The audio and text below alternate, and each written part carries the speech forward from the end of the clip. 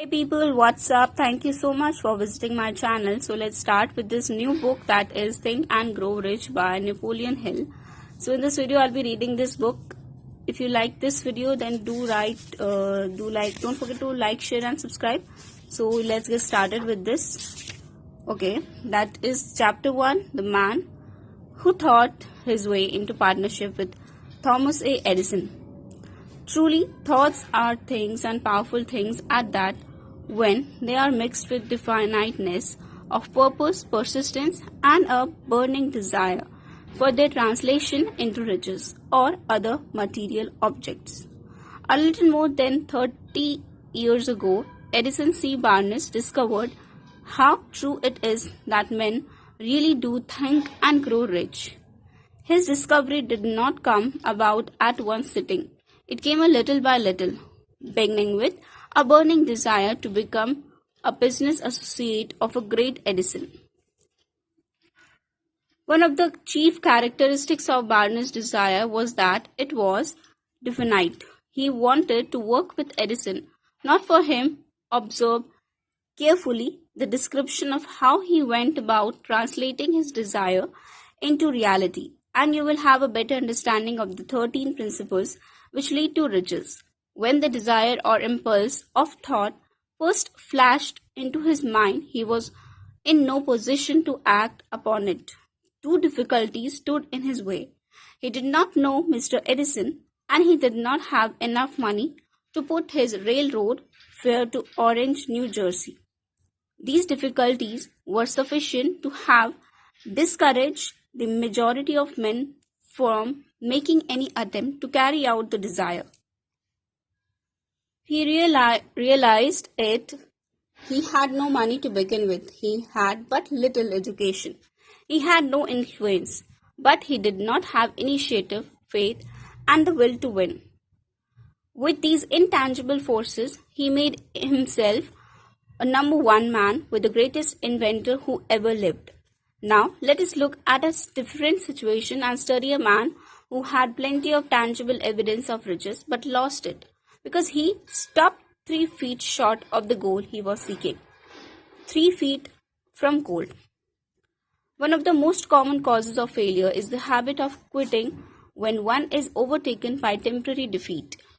So, every person is guilty of this mistake at one time or another. An uncle of R.U. Darby was caught by the gold fever in the gold rush days and went west to dig and rich grow. He had never heard that more gold has been mined from the brains of men that has ever been taken from the earth. He staked the claim and went to work with a pick and shovel. The going was hard, but his lust for gold was definite. After weeks of labor, he was rewarded by the discovery of the shining ore. He needed machinery to bring the ore onto the surface. Quietly, he covered up the mine, retraced his footsteps to his home in Williamsburg, Maryland, told his relatives and a few neighbors of the strike. They got together money for the needed machinery, had it shipped. The uncle and Darby went back to work the mine. The first car of ore was mined and shipped to a smelter. The returns proved they had one of the richest mines in Colorado. A few more cars of that ore would clear the debts. Then would come the big killing in profits. Down went the rills. Up went the hopes of Darby and uncle. Then something happened. The vein of gold ore disappeared. They had come to the end of the rainbow and the pot of gold was no longer there. They drilled on desperately, trying to pick up the vein again, all to no avail. Finally, they decided to quit. They sold the machinery to a junk man for a few $100s and took the train back home. Some junk men and dump, but not the one. He called in a mining engineer to look at the mine and do a little calculating. The engineer advised that the project has failed because the owners were not familiar with the fault lines. His calculations showed that the vein would be found just 3 feet from where the Darbers had stopped drilling. That is exactly where it was found. The junk man took millions of dollars in ore from the mine because he knew enough to seek expert counsel before giving up. Most of the money which went into the machinery was procured through the efforts of R.U. Darby, who was then a young man. The money came from his relatives and neighbors because of their faith in him. He paid back every dollar of it, although he was years in doing so.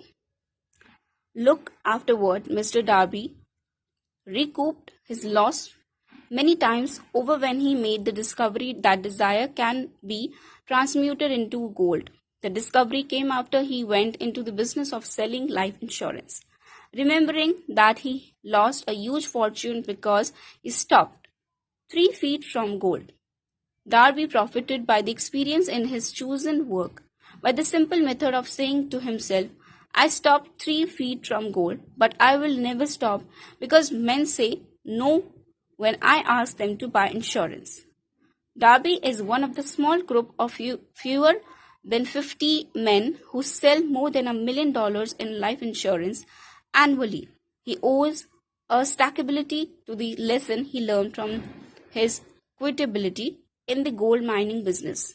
Before success comes in any man's life, he is sure to meet with much temporary defeat and perhaps some failure.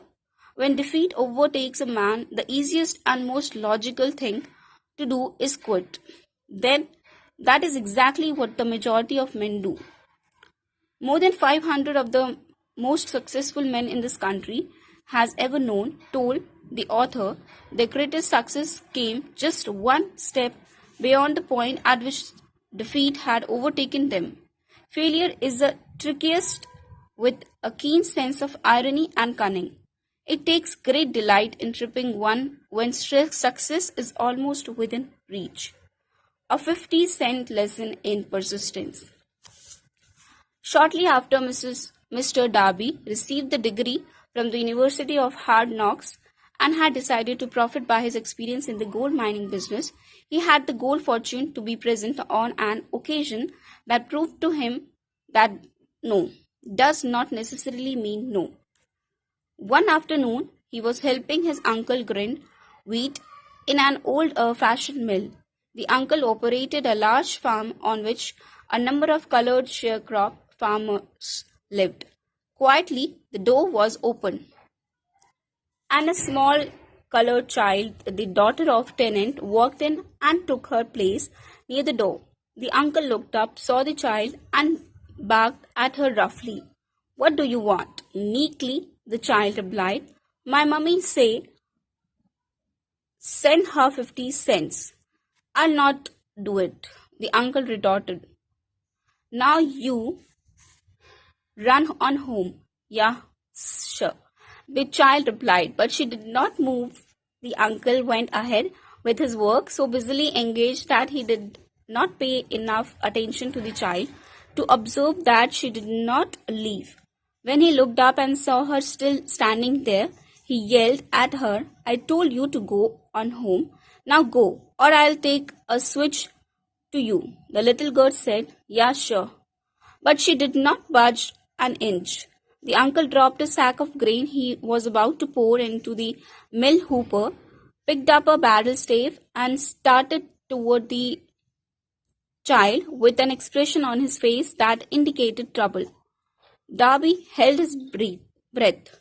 He was certain he was about to witness a murder. He knew his uncle had a fierce temper. He knew that colored children were not supposed to defy white people in that part of the country. When the uncle reached the spot where the child was standing, she quietly stepped forward one step, looked up into his eyes, and screamed at the top of her shrill voice, My mummy's gotta have that 50 cents. The uncle stopped, looked at her for a minute, then slowly laid a barrel stave on the floor, put his hand in his pocket, took out $50 and gave it to her. The child took the money and slowly backed toward the door, never taking her eyes off the man whom she had just conquered. After she had gone, the uncle sat down on a box and looked out the window into space for more than 10 minutes. He was pondering with awe over the whipping he had just taken. Mr. Darby, too, was doing too uh, was doing some thinking. That was the first time in all his experience that he had seen a colored child deliberately mastering an adult white person. How did she do it? What happened to his uncle that caused him to lose his fairness and become a docile as a lamb? When strange power did his child use that made her master over her superior? These and other similar questions flashed into Darby's mind, but he did not find the answer until years later, when he told me the story. Strangely, the story of his unusual experience was told to the author in the old mill on the very spot where the uncle took whipping strangely too. I had devoted nearly a quarter of a century to the study of the power which enabled an ignorant, illiterate, colored child to conquer an intelligent man. As we stood there in that musty oil mill, Mr. Darby repeated the story of unusual conquest and finished by asking, what can you make of it? What strange power did the child use that so completely whipped my uncle? The answer to this question will be found in the principles described in this book. The answer is full of complete, and it contains the details and instructions sufficient to enable anyone to understand and apply the same force which the little child accidentally stumbled upon. Keep your mind alert, and you will observe exactly what strange power came to the rescue of the child. You will catch a glimpse of this power in the next chapter.